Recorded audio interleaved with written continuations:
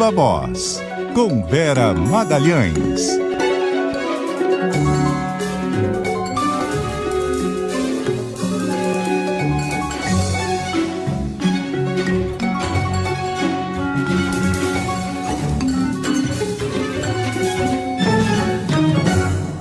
Viva Voz, Vera Magalhães. Tudo bem, Vera? Boa noite.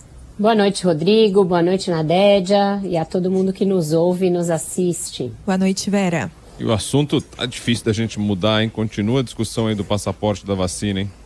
Continua, Bocardi. E do jeito mais ridículo possível, né?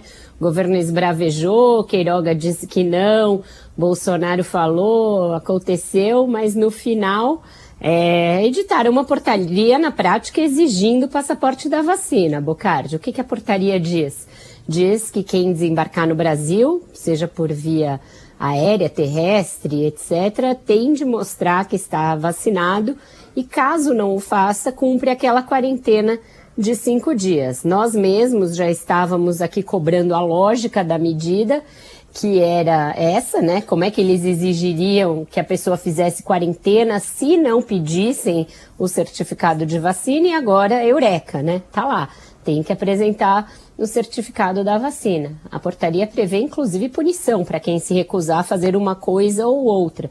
Responsabilização civil, multa, etc. Então, o presidente esbravejou, disse que jamais exigiria passaporte da vacina, aqui não, etc. Queiroga chegou a formular aquela frase grotesca que nós discutimos aqui ontem, que às vezes é melhor perder a vida do que perder a liberdade. E, ao fim e ao cabo, editaram uma portaria exigindo o tal passaporte da vacina. Um episódio lamentável, não precisava de todo esse vai e vem, não precisava de tanta declaração para lá e para cá, era só ter feito o que a Anvisa determinou, recomendou desde o início, o que todas as nações do mundo estão fazendo, o que manda a lógica, o que manda o cuidado com a saúde pública, que não precisava ter tido toda essa novela, né? Queria já deixar aqui meu boa noite para o Apolo, que apareceu aqui brevemente nas imagens e que certamente está certificado e vacinado contra gripe canina, raiva, giardíase, sinomose. Tá com o cartão em dia. Exatamente. Ele ficava aqui querendo pular, eu fiquei com medo dele pular, assim, no vídeo eu peguei um pouquinho, mas agora tá aqui do lado, ele não perde o Viva Voz. Tampa o ouvido dele pra gente falar sobre como o Bolsonaro respondeu ao Dória, né, Vera? Exato, Nadédia e Bocardi, porque eu acho que isso é também uma estratégia. Como ele teve de recuar, e toda vez que ele recua, isso pega um pouco mal com aquela base mais radicalizada que compra esse discurso mais terraplanista, negacionista do presidente, aí ele tem de fazer uma bravata em cima para não deixar claro que ele, na verdade, recuou. E foi o que aconteceu. Ele editou a portaria assinada por vários ministros, é assinada pelo próprio Queiroga, pelo Onyx Lorenzoni, etc. E aí, numa solenidade, ele foi comentar essa história do Dória ter dito que se ele não exigisse o passaporte da vacina, São Paulo exigiria. E aí, cunhou até uma frase que eu não vi, por exemplo, o Dória dizer que ele ia exigir no seu estado. Ele falou em São Paulo. E aí o Bolsonaro, no teu estado, cacete... querendo dizer que São Paulo não é dele, que é de todos, então querendo comprar uma briga para fazer uma cortina de fumaça para o fato de ter recuado daquilo que disse que nunca faria, jamais exigiria um passaporte da vacina. Então é uma estratégia também manjada do presidente, ele sempre tem que estar na linha do confronto para manter a sua base ativa, assanhada, mobilizada, e aí como ele tinha acabado de recuar, e isso seria um sinal de fraqueza aos olhos desse público mais cativo, ele tratou de bancar o machão de novo para manter a claque animada. É assim que funciona a narrativa bolsonarista nas redes sociais. A gente falou aqui mais cedo, seria tão simples se tivesse, não estaria discutindo nada disso. E todo mundo ganharia, até ele. Exato, até o próprio presidente. Até o próprio presidente. Porque ele só tem a perder com isso. Porque ele só, com essa história, com esse posicionamento, ele só agrada aquele que já gosta dele, né? Ele não angariaria mais nenhum outro eleitor, nenhuma outra pessoa, nenhum apreço de ninguém. É só daquele que já está junto com ele. Então, fazer o quê? Ele tem optado por falar para convertidos há bastante tempo, né, Bocardi? Ele tenta fazer alguns movimentos para ampliar esse público em outras áreas, por exemplo, na base do populismo fiscal, na base da gastança, como no caso do Auxílio Brasil, Auxílio Gás, etc. Então ele está começando a enveredar para esse lado numa tentativa de recuperar alguma base. Mas nas questões ideológicas, ele segue falando muito para convertidos. Nessa mesma solenidade em que ele provocou o Dória, ele elogiou o governo de Rondônia, que fez o contrário, proibiu que se exija qualquer certificado de vacina. Não é só que o governo não exige, ele proíbe mesmo que estabelecimentos privados exijam, o que aí sim é uma coisa grotesca, bizarra, mas o presidente achou legal e elogiou, apesar, lembremos, do seu governo ter editado uma portaria que exige o passaporte da vacina. Movimentações para 2022, começando pelo ex-governador Geraldo Alckmin, está interessado mesmo em ser vice do Lula, né? Está demonstrando aí disposição para chegar nessa chapa.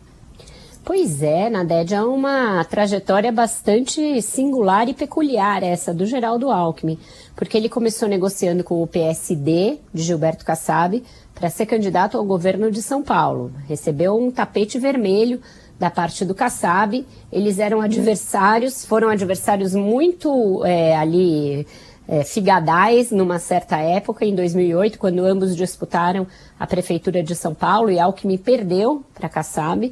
E continuaram nessa condição de adversários pelos anos seguintes.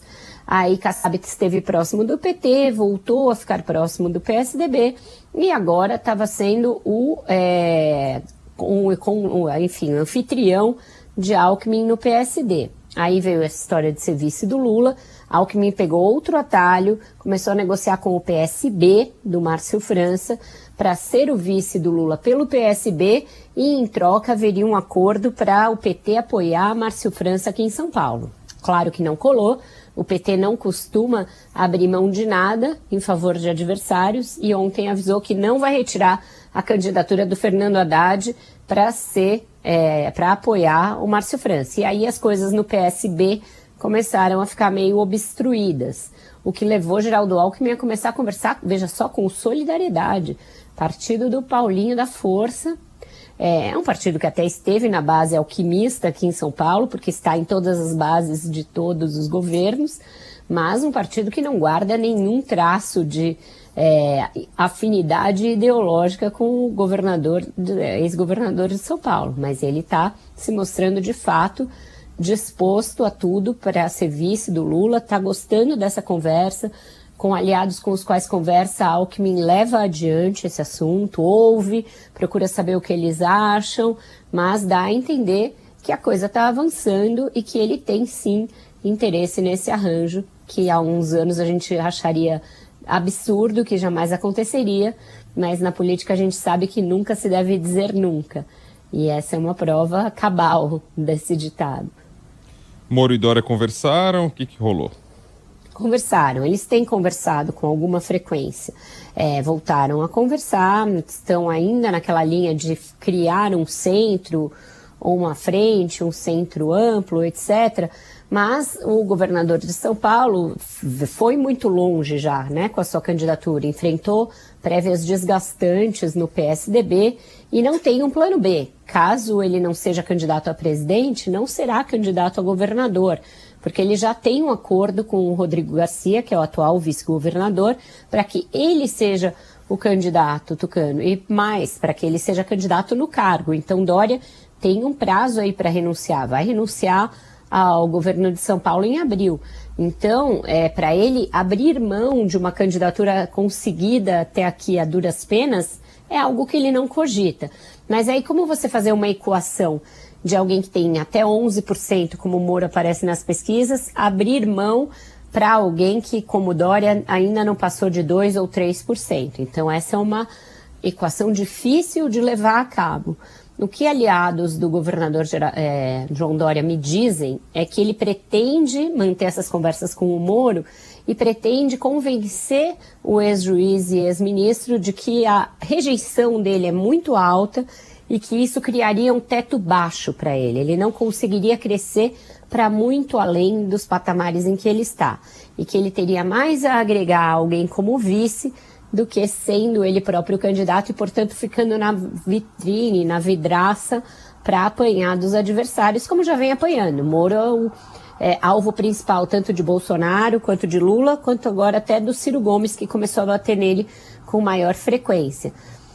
É um discurso que pode ter lógica do ponto de vista aí da prática política, mas não faz lógica matemática, né? É você fazer alguém maior que você se encolher para caber dentro da sua casa. Então, para que isso tenha alguma chance de prosperar, Dória precisaria crescer ele próprio nas pesquisas e esperar que o Moro tenha uma estagnação no seu crescimento. Até agora, os levantamentos não permitem apostar nem numa coisa nem em outra. As curvas são justamente o contrário. O Moro vem em crescimento e o Dória não cresce para além desses patamares, apesar de ser muito conhecido, apesar de ter feito a campanha da vacina, apesar de ter ficado em evidência durante as prévias e da notícia de que ele venceu as prévias ter sido difundida aí por toda a imprensa. Então, é uma estratégia de risco bem difícil essa do governador de São Paulo. Vera, voltando ao presidente Jair Bolsonaro, tem mais coisa que a gente queria te ouvir a respeito. Você falou já da gentileza dele com o governador de São Paulo, João Dória. Ele também foi muito elegante com os ministros do Supremo, pegou aquela cartinha do ex-presidente Michel Temer, rasgou, meteu o louco de novo. Voltamos a 6 de setembro para trás, né? Como se fosse surpresa para alguém, né, Nadede? Apostar que uma pessoa como Jair Bolsonaro, que fez a sua carreira não só na política, mas antes disso mesmo, também no meio militar, como alguém que instiga o confronto, que burla a hierarquia, que desafia a disciplina, achar que esta pessoa vai se moderar e vai passar a agir conforme manda a liturgia do cargo, prestando atenção à separação dos poderes, etc., é querer acreditar em Papai Noel na época do Natal, né? Então, Bolsonaro se manteve mais ou menos na linha até aqui, mas é isso, ele teve algumas boas notícias nas últimas semanas, isso já é o suficiente para ele se espalhar.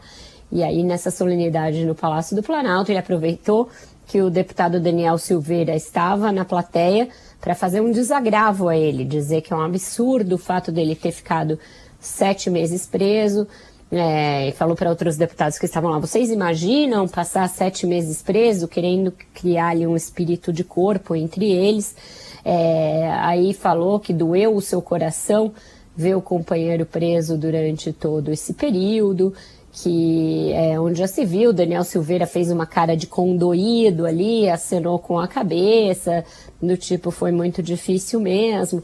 Nessa mesma solenidade, Bolsonaro deu outras estocadas no ministro Alexandre de Moraes. Ele disse, por exemplo, que a extradição do Alan dos Santos, o blogueiro, não cabe. Bolsonaro, o jurista, se pôs a fazer perorações ali, conjecturas a respeito dos casos passíveis de extradição, dizendo que isso é quando alguém é procurado num país, em casos muito raros, em que os dois países têm acordo de extradição, mas que você não pode extraditar a pessoa só porque chamou o outro de feio, narigudo, etc., como se fosse isso que o blogueiro Alan dos Santos tivesse feito, coisas dessa natureza, e que, portanto, a extradição não seria cabível. Veja a que ponto nós chegamos. Um presidente da República se pondo a dizer quem pode ser objeto de um pedido de extradição ou não, sendo que esse pedido já está exarado há bastante tempo, ele está em vigor, e a Polícia Federal simplesmente tem feito corpo mole para que ele seja cumprido, não está fazendo chegar até a Interpol todas as diligências necessárias para acelerar a extradição de Alan dos Santos. Eu já questionei isso aqui há alguns dias, desde que eu fiz isso e escrevi na minha coluna do Globo, eu vi de várias fontes que, de fato, o arsenal que o Alan dos Santos tem contra o governo, contra o presidente, sobretudo contra os filhos do presidente, é o que leva a que haja essa grande mobilização para protegê-lo, para evitar a sua extradição, para impedir que esse processo avance e para mantê-lo longe das garras da justiça. O que chama a atenção é o fato de que o ministro Alexandre de Moraes, antes tão ativo em todas as medidas, né, sendo um dos principais expoentes dentro do Supremo da corrente que estava disposta a impor freios e contrapesos ao presidente, depois da cartinha que você se referiu, a do Michel Temer, deu uma maneirada, né? Ele passou a proferir decisões que, de alguma maneira, suavizam as suas decisões anteriores. Arquivou um inquérito aberto para apurar interferência na PF a partir das denúncias do Sérgio Moro. Nesse caso do Alan dos Santos, não está fazendo frente a essa demissão em série de delegados e de profissionais do Ministério da Justiça que estão sendo afastados do caso. Ele está mais ou menos na muda. Vamos ver como ele vai reagir hoje que o presidente rasgou o verbo contra ele, né? Não foi a primeira vez. Há cerca de 2 dias, Bolsonaro também se referiu de uma maneira crítica ao Alexandre de Moraes ao dizer que ele não deveria ter pedido vista do julgamento do Supremo que estabelece o marco temporal para a demarcação de terras indígenas. É outra área em que o governo tem muito interesse, não quer que haja novas demarcações de terras indígenas, tem atuado para legalizar garimpos em terras indígenas, para até tornar pecuaristas e garimpeiros povos originários, povos tradicionais, ver se pode. Então, o Bolsonaro deu mais essa estocada no Alexandre de Moraes. Por enquanto, ele está fazendo o que não está ouvindo, na DED, Rodrigo. Com relação a gente não falou, mas voltando ali no quadro 2022, Ciro Gomes, que tem andado, assim, meio distante aí dessa história, porque anunciou a sua candidatura muito antes, né? E daí vieram outros nomes, né? A exemplo de Simone Tebet, que foi ontem, a gente falou bastante. Mas tem até, inclusive, uma matéria no Valor, hoje uma reportagem no Valor, falando da pressão do partido com relação a essa candidatura, o fato dela não decolar e o que será feito dela, né, se isso acontecer mesmo. Pois é, Bocardi, o Ciro tá para a esquerda mais ou menos como esse bloco aí, João Dória, Simone Tebet, Rodrigo Pacheco, está para centro-direita. Porque ele, para crescer, dependeria do ex-presidente Lula cair. Não tem espaço para 2 pessoas de esquerda numa eleição logo depois de o Brasil ter tomado a via da direita, né? A gente não voltou a ser um país com uma população majoritariamente de esquerda só pelo desastre que é o Bolsonaro. Então, você tem um eleitorado de esquerda que agora está quase todo ele com o Lula. As pesquisas mostram que a intenção de voto do ex-presidente Lula já no primeiro turno supera os 40%. Então, para o Ciro, isso é uma laje, funciona como um impeditivo de que ele cresça. E como ele, nos primeiros meses desse ano, até a metade do ano, adotou como estratégia justamente bater no Lula para tentar angariar uma parte desse voto, e isso não deu certo, ele está tendo de olhar e falar, o que eu vou fazer então? É difícil um eleitor de centro-direita que busca uma opção, a polarização Lula-Bolsonaro, olhar e falar, não, então eu vou votar no Ciro, porque o seu programa, principalmente na área econômica, é um programa desenvolvimentista, nacional desenvolvimentista. E isso não atrai esse eleitor de viés mais liberal. Então o Ciro está meio como, neste momento, como uma espécie de barata tonta, tentando bater em todo mundo. E isso é uma coisa que ele faz, né? Ele é alguém muito aguerrido ali, sempre de retórica muito inflamada.